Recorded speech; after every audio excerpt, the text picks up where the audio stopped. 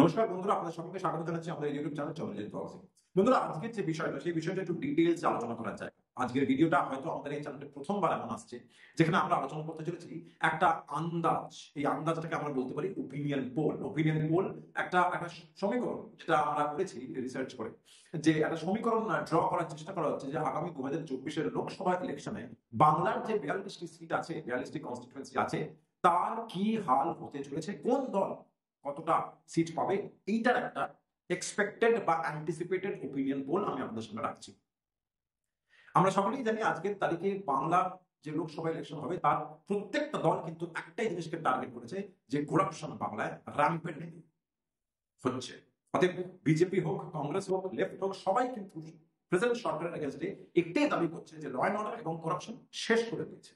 আর এই করাপশনটা এমন একটা রোগ যেটা কিন্তু শুধুমাত্র এক জায়গায় থেমে থাকে না। এটা শিক্ষায় গেছে, এটা হেলথ সেক্টরে গেছে, এটা খাদ্য সেক্টরে গেছে, এটা সব জায়গায় ছড়িয়ে গেছে। এইরকম একটা সিচুয়েশনে আর ওপিনিয়ন পোল যদি বার করা হয় আজকের তারিখকে মাথায় রেখে, তাহলে ওপিনিয়ন পোলগুলো কিন্তু কিছুটা এইরকম দাঁড়াবে। শুরু করা যায় এক একটা কনস্টিটিউয়েন্সি। এক নম্বর আলিপুরদুয়ার, তার ইতিহাস যা এবং সেখানে বিজেপি যেভাবে তাদের সংগঠনকে এগিয়ে নিয়ে চলেছে, ডেফিনেটলি আলিপুরদুয়ার বিজেপি জিতছে। আরামবাগ নিঃসন্দেহে বিজেপি জিতছে। আসানসোল, এটা মাথায় রাখতে হবে, আসানসোলটা কিন্তু হিন্দি বেল্ট, অতএব বিজেপির ওখানে জেতার সম্ভাবনা প্রবল। বহরমপুর, বহরমপুরের কেসটা একটু অন্যরকম। বহরমপুরে কিন্তু কংগ্রেসের একটা ডেল আছে, কিন্তু যদি ইন্ডিয়া অ্যালায়েন্স থেকে কেউ দাঁড়ায় এবং কংগ্রেসের সঙ্গে ভোট ভাগাভাগি হয় তাহলে একটা অন্য জিনিস হতে পারে। যদি কংগ্রেস দাঁড়ায় তাহলে কংগ্রেস জেতার সম্ভাবনা যথেষ্ট আছে, কিন্তু যদি ইন্ডিয়া অ্যালায়েন্স দাঁড়ায় তাহলে কিন্তু বহরমপুরের জায়গাটাকে আমরা ফাঁকা রাখতে হচ্ছে, বোঝা যাচ্ছে না। চলে আসি বালুরঘাটে। বালুরঘাটে যা ইতিহাস আছে বিগত লোকসভা ইলেকশন এবং আমাদের অ্যাসেম্বলি ইলেকশনে আমরা দেখেছি বিজেপির সংগঠন খুব শক্ত এখানে, অর্থাৎ বালুরঘাটও কিন্তু বিজেপিকে যাচ্ছে। এবার চলে আসছে আমরা বনগা। বনগাতে কিন্তু একটা মথুয়া কমিউনিটিকে নিয়ে আমরা খুব শুনেছি এবং রিসেন্টলি মুখ্যমন্ত্রী মথুয়া কমিউনিটিকে নিয়ে যে ধরনের মন্তব্য করেছেন সেগুলো থেকে বোঝাই যাচ্ছে যে মথুয়া কমিউনিটির লোকেরা আমাদের এই প্রেজেন্ট সরকারের থেকে একেবারেই খুব একটা মানে সুখে নেই আর কি, যে কথা বলতে হয়। যার জন্য বনগা কনস্টিটিউয়েন্সিতে শান্তনু ঠাকুর বিজেপির তরফ থেকে যদি উনি আমার টিকিট পান, ডেফিনেটলি বিজেপি জিতছে বনগা। চলে আসি বাঁকুড়া, বিজেপি আবার। বারাসাত, বারাসাতটা কিন্তু তৃণমূল কংগ্রেসের আন্ডারে থাকবে। কাকলি ঘোষ দস্তিদার কিন্তু ওখানে ভালো রকমের নিজের ক্যাম্পেনিং করেছে, নিজের কাজ করেছেন, অন্য কোনো বিরোধী দল উনি উঠতে দেননি। অতএব বারাসাতকে যদি আমরা কনসিডার করি তাহলে বারাসাত কিন্তু তৃণমূল কংগ্রেসের আন্ডারেই থাকছে, কাকলি ঘোষ দস্তিদারের আন্ডারেই থাকছে। চলে আসে বর্ধমান ইস্ট। বর্ধমান ইস্ট আবার তৃণমূল কংগ্রেস। এবার যদি বর্ধমান দুর্গাপুরকে আমরা সেখানটা কিন্তু আবার বিজেপির একটা সম্ভাবনা থাকছে, কিন্তু সেই জায়গাটা আবার কিন্তু হিন্দি বেল্ট। হিন্দি ল্যাঙ্গুয়েজটা কিন্তু এখনো ভারতের রাজনীতির মধ্যে একটা খুব ইম্পর্টেন্ট রোল প্লে করছে। চলে আসে আমরা ব্যারাকপুর। ব্যারাকপুরে কিন্তু অর্জুন সিং আছেন। সমস্যাটা হচ্ছে যে অর্জুন সিং হয়তো লড়বেন, দাঁতে দাঁত চেপে লড়বেন, কিন্তু সমস্যা হচ্ছে এই যে অর্জুন সিং কখনো বিজেপি, কখনো তৃণমূল, আবার বিজেপি, আবার ব্যাক টু তৃণমূল। তো ওনাকে ওপরে বিশ্বাস করা কি আর যায়, এটা ওখানকার মানুষ বুঝবে। আমরা যদি আজকে ব্যারাকপুর হতাম, আমি ডেফিনেটলি অর্জুন সিংকে আর বিশ্বাস করতাম না। আমি বুঝতে পারতাম যে ও শুধু ঠান্ডার জন্য পার্টি বদল করে। অর্থাৎ এই জায়গাটাকে আমি খালি রাখছি, কিন্তু যদি অর্জুন সিং দাঁড়ায় এবং তৃণমূলের হয়ে দাঁড়ায় এবং মানুষ যদি শুধু অর্জুন সিংকেই পছন্দ করে তাহলে হয়তো এই সিটটাও কিন্তু তৃণমূল জিতবে। চলে আসি বসিরহাটে। বসিরহাটে কিন্তু নুসরাত জাহানের জায়গা, অথচ নুসরাত জাহানকে নিয়ে যে ধরনের ট্রেচ্ছা হয়েছে, নুসরাত জাহানকে নিয়ে যে ধরনের চুরি চামারের কথা হয়েছে, নুসরাত জাহানকে নিয়ে যেভাবে একটা মানে রিটায়ার্ড লোকেদের টাকা মেরে দিয়ে নিজের বাড়ি করেছে এরকম একটা চোর বদনাম গায়ে লেগেছে, তাকে যদি আবার তৃণমূল কংগ্রেস টিকিট দেয় তাহলে কিন্তু বসিরহাট থেকে নুসরাত জাহানকে এবারে কাঁদতে কাঁদতে খালি হাতে ফিরতে হবে বা অন্ততপক্ষে ফেরা উচিত। অতএব এই জায়গাটা কিন্তু আবার স্টাইলিক মার্ক করে রেখে দেওয়ার দরকার, এখানে হয়তো বিজেপি জিতে যেতে পারে। চলে আসি বীরভূম। বীরভূম একটা সময় অনুব্রত মানে আড্ডা ছিল, কিন্তু এখন অনুব্রত কোথায় আমরা সকলেই জানি, অনুব্রত জেলে, চুরির দায় জেলে। অতএব বীরভূমের কিন্তু হাল খারাপ। অতএব বীরভূম কিন্তু বিজেপির আন্ডারে অলরেডি পড়ে গেছে। চলে আসে আমরা বিষ্ণুপুর। বিষ্ণুপুর সৌমিত্র খান প্রচুর ভোটে জিতেছিল গতবার, সুতরাং এবারও কিন্তু এর অন্যথা হচ্ছে না। বিষ্ণুপুর কিন্তু আবারও বিজেপির আন্ডারেই থাকছে। বোলপুর, বোলপুরে বিজেপি কিন্তু খুব ভালো কাজ করছে এবং ওখানকার লোকেদের যা বক্তব্য, বোলপুর কিন্তু বিজেপির কাবজাতেই থাকবে। কুচবিহার নিশীথ প্রামাণিক, কোনো সন্দেহ নেই বিজেপির একটা খুব স্ট্রং ক্যান্ডিডেট নিশীথ প্রামাণিক। ওনাকে হারানো প্রায় অসম্ভব। বিগত লোকসভা ইলেকশন, বিধানসভা ইলেকশন যা বিজেপির পারফরমেন্স, যা সাংগঠনিক পদের ক্ষমতা, বিজেপি কিন্তু এখনো জিতছে। দার্জিলিং এ মমতা বন্দ্যোপাধ্যায় অনেক রকমের নাটক করেছেন। দার্জিলিং এ আমাদের মুখ্যমন্ত্রী মমতা বন্দ্যোপাধ্যায় ওখানে গিয়ে নেচেছেন, ওখানে চা করেছেন, ওখানে কম্বল বিতরণ করেছেন, ওখানে চা বিতরণ করেছেন, নানান রকমের কাজকর্ম করেছেন, কিন্তু ওইসব দিয়ে আর চিড়ে ভিজছে না। বিজেপি কিন্তু ওইখানে আবার আসছে দার্জিলিং এ। ডায়মন্ড হারবারের কেসটা কিন্তু অন্যরকম। আমরা সকলেই জানি যে ডায়মন্ড হারবারটা কিন্তু অভিষেক ব্যানার্জির একটা খুবই স্ট্রং হোল্ড আছে। কিন্তু যদি ডায়মন্ড হারবারে আইএসএফ এর তরফ থেকে কেউ দাঁড়ায়, তাহলে কিন্তু ভোট কাটাকাটি হবে।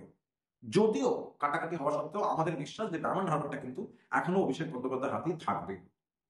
নেক্সট চলে আসি আমরা দমদম। দমদমে কিন্তু সৌগত রায় এরিয়া, এবং সৌগত রায় রিসেন্টলি যে মন্তব্যটা করেছেন যে আমাদের যে এতটা চরম কষ্টে একটি মহিলা এসএসসি চাকরি প্রার্থী, যোগ্য চাকরি প্রার্থী, তিনি নিজের মাথার চুল ন্যাড়া করে একটা স্যাক্রিফাইস করলেন, একটা প্রোটেস্ট করলেন, এরকম একটা যখন ওদের দেয়ালে পিঠ ঠেকে গেছে সরকারের অসহিষ্ণুতা দেখে, সেটাকে দেখে সৌগত বাবু বলেছিলেন, সৌগত রায়, যে এ ধরনের নাটক করে শুধু মিডিয়ার অ্যাটেনশন পাওয়া যায়, এতটা ইনসেন্সিটিভ একটি লোক। সুতরাং আমার বিশ্বাস যদি ওখানে বিজেপি টিকিট লড়বে তো বটে, কিন্তু যদি বিজেপি একটু স্ট্রং ক্যান্ডিডেটকে দেয়, তাহলে কিন্তু এখানে তৃণমূলের হাল খারাপ। চলে আসি ঘাটালে। ঘাটালটা দেবের এরিয়া, এবং দেব অত্যন্ত একটা ভালো পার্সোনালিটি মেনটেন করছেন। দেব কিন্তু মানুষের পাশেও ছিলেন, দেব কিন্তু কোনো কন্ট্রোভার্সির মধ্যে নেই। আমার বিশ্বাস যে ঘাটালে যদি দেব আবার টিকিট পান, তাহলে ডেফিনেটলি তৃণমূল কংগ্রেস ওখানে আবার জিতবে দেবের নেতৃত্বে। চলে আসে হুগলিতে লকেট চ্যাটার্জি জিতেছেন। লকেট চ্যাটার্জি যদি গতবারও জিতেছিলেন, লকেট চ্যাটার্জি যদি এবারও সেভাবেই লড়তে পারে এবং যে লুপহোলস গুলো ছিল সেগুলো যদি রেক্টিফাই করা যায়, তাহলে কিন্তু লকেট চ্যাটার্জি হুগলিতে কিন্তু জিতে যাওয়ার সম্ভাবনা প্রবল, মানে বিজেপি জিতে যাওয়ার সম্ভাবনা প্রবল। চলে আসে হাওড়াতে কিন্তু প্রসূন ব্যানার্জি আছেন। প্রসূন ব্যানার্জি তৃণমূল কংগ্রেসের খুবই স্ট্রং ক্যান্ডিডেট।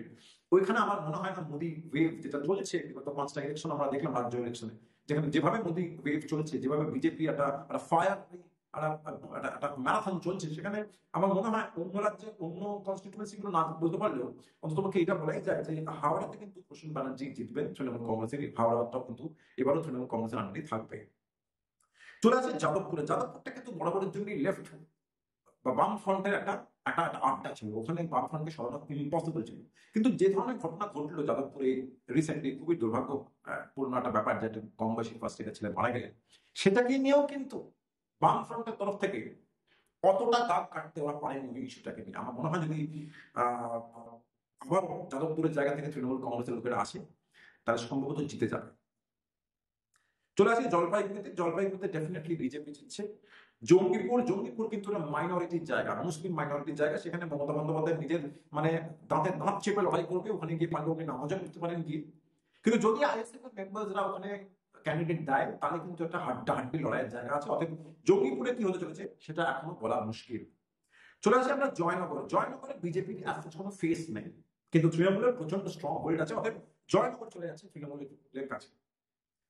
চলে আসছে এবার ঝাড়গ্রাম কিন্তু আবার একটা আদিবাসী জায়গা, এবং ঝাড়গ্রামে কিন্তু আবার এই ছত্তিশগড়ের যে বিজেপির যে জিত, সেটা কিন্তু এফেক্ট ফেলবে। ছত্তিশগড়ে মনে রাখা দরকার যে ছত্তিশগড়ে জেতার পরে বিজেপি কিন্তু একটি আদিবাসীকে চিফ মিনিস্টার করেছেন। এছাড়াও আমরা দেখেছি যে আমাদের প্রেসিডেন্ট, ইনিও আদিবাসী কমিউনিটি থেকে বিলং করেন, এবং স্পেশালি যখন আদিবাসী কমিউনিটিকে মক করে, ওদের উপরে রেজিকিউল করে, ছোট করে তৃণমূল কংগ্রেসের লোকেরা আমাদের অনারেবল প্রেসিডেন্টকে খিল্লি দিয়েছিলেন, তারপরে আমার মনে হয় না ঝাড়গ্রামে বিজেপি ছাড়া অন্য কোনো অল্টারনেটিভকে ওখানকার মানুষটা ভোট দেবে। অতএব ঝাড়গ্রাম চলে যাচ্ছে কিন্তু বিজেপির কবজায়। চলে আসছে আমরা কাঁথিতে শুভেন্দু অধিকারীকে সরিয়ে দিয়ে অন্য দলকে ভাবা ইম্পসিবল ব্যাপার। অতএব কাঁথি বিজেপির আন্ডারে শুভেন্দু অধিকারী। সাউথ আর নর্থ কলকাতা ডেফিনেটলি তৃণমূলের আন্ডারে থাকছে। তার কারণ এখানে মমতা বন্দ্যোপাধ্যায়ের একটা অরা ফ্যাক্টর কাজ করবে।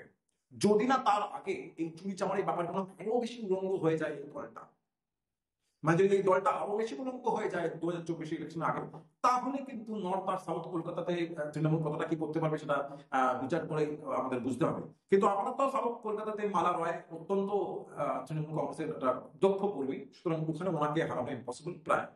আর সাউথ এবং নর্থ কলকাতাতে মমতা ফ্যাক্টর ডেফিনেটলি কাজ করবে।